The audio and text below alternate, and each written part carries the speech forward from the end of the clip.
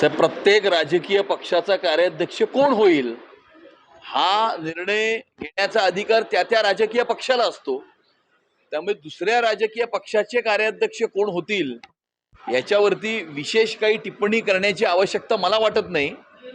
परंतु उद्धव ठाकरे ज्या वेळेला शिवसेनेचे कार्याध्यक्ष झाले त्याच्यानंतर राज ठाकरेंनी शिवसेना सोडली, नारायण राणे साहेबांनी शिवसेना सोडली आणि 2022 मध्ये तर अख्खी शिवसेना या शिवसेनेने उद्धव ठाकरेंना बाजूला केलं आणि त्यामुळे इतकं कर्तृत्ववान अशा प्रकारचं नेतृत्व त्यांचं होतं आणि त्यामुळे संपूर्ण महाराष्ट्राला आता आपण जे म्हणालात ते जर झालं तर याच गोष्टीची उत्सुकता आहे की नवीन कार्याध्यक्षांची ते किती कर्तृत्ववान असतील, त्यांच्या वडिलांपेक्षा जास्त कर्तृत्ववान असतील का याची उत्सुकता महाराष्ट्राला जरूर असेल। गोरेगाव कॉन्सर्टमध्ये कुठेतरी 9x9 जे आहे त्यांनी उल्लेख रेव पार्टीचा केलेला होता आणि अशातच विरोधकांकडून आवाज उचलण्यात जातो आहे की हा सगळा प्रकार सुरू असताना गृह खात्याला या संदर्भात कल्पना नव्हती का? नेमकं पोलिसांनी कारवाईसाठी उशीर का केला? हे बघा, गोरेगाव ईस्टला जो व्हेन्यू आहे त्या ठिकाणी अनेक प्रकारचे कार्यक्रम होत असतात, त्या ठिकाणी अनेक प्रकारचे एक्झिबिशन्स होत असतात आणि त्या ठिकाणी कॉन्सर्टचं आयोजन केलं गेलं होतं। परंतु कॉन्सर्टच्या आयोजनाच्या बॅकड्रॉपमध्ये जर कुठल्या एका विशिष्ट व्यक्तीने ड्रग पेडलिंग केलं असेल आणि त्या ड्रगच्या कन्झम्पशन आणि ओव्हरडोजमुळे 2 युवकांचा मृत्यूही झालेला आहे, ही अतिशय गंभीर अशा प्रकारची बाब आहे।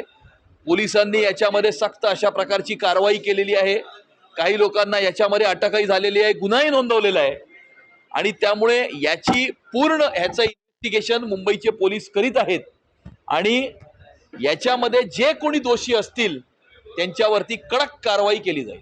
आम्ही याला लागूनच त्यातले जे आरोपी आहेत त्यांचे काही व्हिडिओ जाणीवपूर्वक काही गुट्सकडून फिरवले जात आहेत की भाजपच्या एका रॅलीमध्ये ते नाचताना दिसत आहेत, झेंडे वगैरे जाणीवपूर्वक केलं जातं असं म्हणायचं। जे आरोपी आहेत त्यांच्याच बाबतीत हे व्हिडिओज व्हायरल होत आहेत। बघा, मला असं वाटतं की विरोधकांकडे दुसरं काही काम राहिलं नाही आहे आणि म्हणून कुठल्याही गोष्टीमध्ये काही ना काही राजकारण घडवून आणायचं।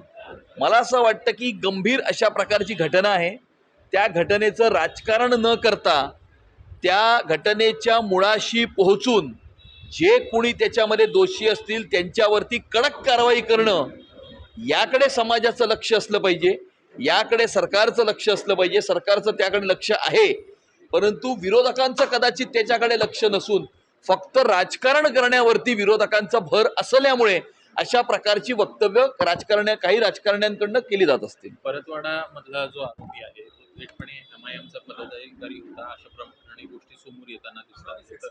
अमरावती प्रकरण, अमरावतीमध्ये जे काही घडलं ते घृणास्पद आहे, अतिशय गंभीर अशा प्रकारची ती घटना आहे आणि आपल्या देशामध्ये किंवा राज्यामध्ये काही राजकीय पक्ष हे समाजविघातक, देशविघातक, देशविरोधी शक्तींना पाठिंबा देताना त्यांच्याप्रती सहानुभूती व्यक्त करताना आपल्याला दिसत आहेत आणि मला असं वाटतं की ही जी घटना घडली त्या घटनेतला आरोपी सुद्धा अशा प्रकारच्या एका राजकीय पक्षाशी संबंधित असल्यामुळे देशविघातक, समाजविघातक शक्ती कशा प्रकारची कृत्य करत आहेत याकडे लक्ष वेधणारी ही घटना आहे।